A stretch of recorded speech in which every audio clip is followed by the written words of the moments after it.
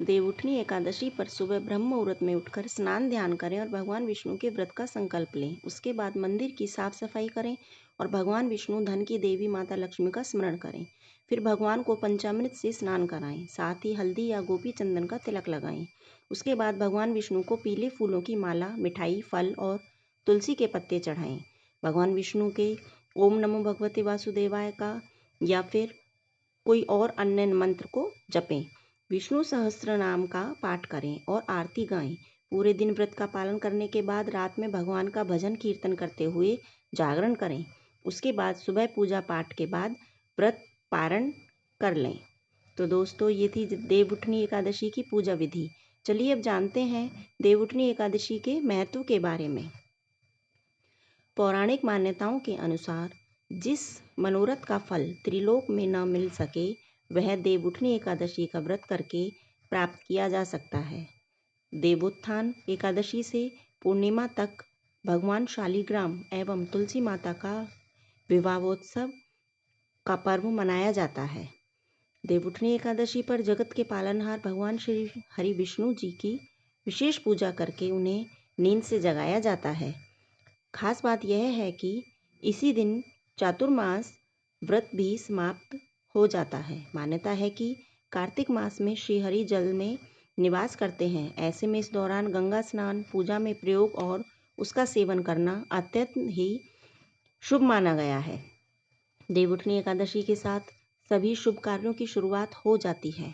इस दिन शालिग्राम के साथ माता तुलसी का विवाह होता है और इस दिन तुलसी पूजा का विशेष महत्व होता है। इस दिन तुलसी और शालिग्राम की पूजा करने से पितृदोष का शमन होता है। देवउठनी एकादशी व्रत करने से व्यक्ति की कुंडली में चंद्रमा की स्थिति मजबूत हो जाती है। तो दोस्तों, ये था देवउठनी एकादशी का महत्व। आइए अब जानते हैं देवउठनी एकादशी पर कौन से कार्य हमको बिल्कुल भी नहीं करने चाहिए। नंबर 1, तुलसी का पौधा। शास्त्रों में बताया गया है कि किसी भी एकादशी पर तुलसी के पत्ते नहीं तोड़ने चाहिए और ना ही तुलसी को किसी भी प्रकार का नुकसान पहुंचाना चाहिए। लेकिन आपको देवउठनी 11 पर इस बात का विशेष ध्यान रखना चाहिए कि तुलसी के पौधे को किसी भी प्रकार का नुकसान न पहुंचाएं और ना ही तुलसी के पत्ते तोड़ें। ऐसा इसलिए क्योंकि इस दिन भगवान शालिग्राम का विवाह माता तुलसी से विधि विधान से किया जाता है। इस नियम का पालन न करने से भगवान विष्णु क्रोधित हो जाते हैं, जिससे साधक को शुभ परिणाम की जगह अशुभ परिणाम देखने को मिलते हैं। नंबर 2, झाड़ू न लगाएं।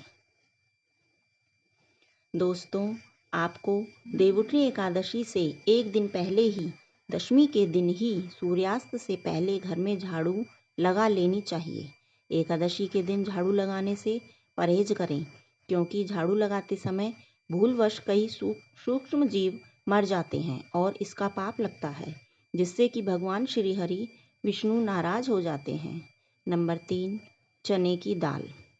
दोस्तों, देवउठनी एकादशी तिथि के दिन कुछ चीज़ें ऐसी हैं जिनको खाने से बचना चाहिए, जैसे मसूर दाल, चना दाल, उड़द दाल, गोभी, गाजर, शलगम, पालक का साग आदि का सेवन नहीं करना चाहिए।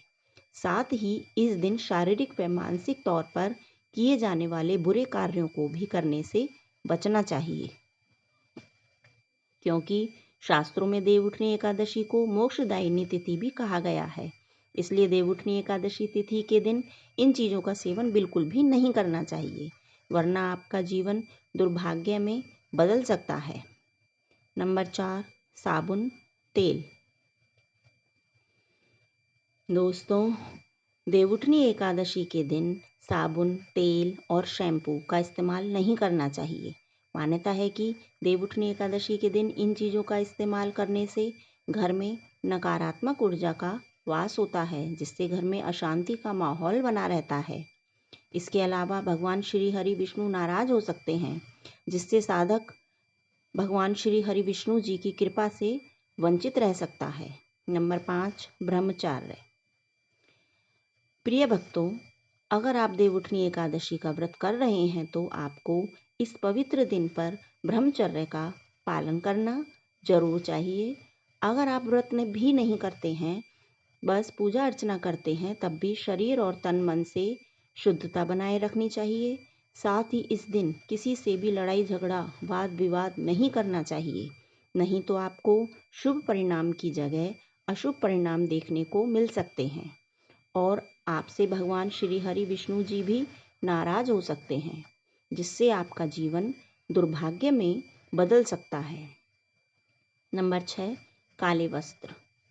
प्रिय भक्तों, ज्योतिष शास्त्र में काले रंग को अशुभ माना जाता है। देवउठनी एकादशी के दिन भूलकर भी काले रंग के वस्त्र नहीं पहनने चाहिए। यदि संभव हो तो भगवान विष्णु की पूजा पीले वस्त्र पहनकर ही करनी चाहिए। इसी प्रकार पूजा में पीले पुष्प, पीले फल, पीली मिठाई आदि का भोग भगवान विष्णु को लगाना चाहिए। इसके अलावा यह भी कहा जाता है कि भगवान श्री हरि विष्णु की पूजा में लगाया जाने वाला भोग तब तक अधूरा रहता है जब तक आप उसमें विष्णु प्रिय माने जाने वाली तुलसी दल साथ में नहीं चढ़ाते हैं। लेकिन ध्यान रहे कि तुलसी दल एक दिन पूर्व ही तोड़ लेना चाहिए, नहीं तो आपको जीवन भर समस्याओं का सामना करना पड़ सकता है। नंबर 7, जुआ। देवउठनी एकादशी व्रत के दिन भूलकर भी जुआ नहीं खेलना चाहिए। धार्मिक मान्यताओं के अनुसार ऐसा करने से व्यक्ति के वंश का नाश होता है और घर में अलक्ष्मी का वास हो जाता है, क्योंकि देवउठनी एकादशी के दिन भगवान श्री हरि विष्णु योग निद्रा में उठते हैं और यह देखते हैं कि कौन व्यक्ति क्या कर रहा है। इसके अलावा देवउठनी एकादशी के दिन भूलकर भी चोरी नहीं करनी चाहिए। कहा जाता है कि इस दिन चोरी करने से 7 पीढ़ियों को उसका पाप लगता है, साथ ही वंश का नाश हो जाता है। नंबर 8, भोजन। देवउठनी एकादशी वाले दिन किसी अन्य व्यक्ति के द्वारा दिया गया भोजन का सेवन नहीं करना चाहिए। साथ ही एकादशी पर मन में किसी के प्रति विकार नहीं उत्पन्न करने चाहिए, अन्यथा भगवान श्री हरि विष्णु आपसे नाराज हो सकते हैं और आपको उनके क्रोध का सामना करना पड़ सकता है।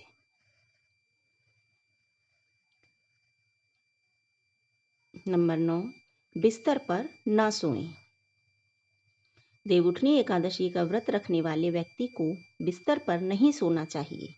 इसके अलावा देवउठनी एकादशी वाले दिन बाल और नाखून नहीं कटवाने चाहिए। ऐसा करना अशुभ माना जाता है, क्योंकि ऐसा करने से घर में नकारात्मक ऊर्जा का वास हो जाता है, जिससे घर में अशांति का माहौल बना रहता है। नंबर 10, निर्जला या पानी पीकर रखें व्रत। देवउत्थान एकादशी व्रत के दौरान निर्जला या फिर सिर्फ पानी पीकर ही व्रत रखना चाहिए। अगर आप बीमार हैं, उम्र दराज हैं, गर्भवती महिलाएं इस व्रत के दौरान फलाहार भी कर सकती हैं। इस दिन भगवान विष्णु की उपासना की जानी चाहिए। अगर आप विधि विधान से और श्रद्धापूर्वक भगवान श्री हरि विष्णु की पूजा अर्चना करते हैं तो आपको शुभ परिणाम देखने को मिलते हैं। नंबर 11, तामसिक भोजन। दोस्तों, देवउठनी एकादशी तिथि के दिन तामसिक भोजन व चावल खाने से बचना चाहिए। साथ ही इस दिन मदिरा मांस का सेवन निषेध है। यह भी माना जाता है कि इस दिन चावल का सेवन करने से व्यक्ति रेंगने वाले जीव की योनि में जन्म लेता है। नंबर 12, वाद विवाद। साथ ही देवउठनी 11 के दिन व्यक्ति और खासकर व्रत रख रहे लोगों को किसी भी प्रकार के वाद विवाद से बचना चाहिए। इसके साथ उन्हें किसी भी प्रकार के गलत शब्द का प्रयोग नहीं करना चाहिए। इस दिन हर समय भगवान के नाम का स्मरण करना चाहिए। ऐसा करने से आपको भगवान श्री हरि विष्णु जी की असीम कृपा प्राप्त होगी, जिससे कि आपको जीवन में शुभ परिणाम देखने को मिलेंगे। नंबर 13, दिन में ना सोएं। देवउठनी एकादशी के दिन भगवान विष्णु योग निद्रा से जागते हैं और इसी के साथ सारे शुभ कार्य शुरू हो जाते हैं। ऐसा कहा जाता है कि देवउठनी एकादशी पर दोपहर में नहीं सोना चाहिए। धार्मिक ग्रंथों में कहा गया है कि इस दिन भगवान विष्णु की भक्ति में लीन रहना चाहिए। इसके अलावा इस दिन अगर आप बड़े बुजुर्गों की सहायता करते हैं तो ऐसा करने से भगवान विष्णु और माता लक्ष्मी प्रसन्न होते हैं। इसलिए बुजुर्गों का अपमान ना करें और उन्हें दुत्कारें नहीं।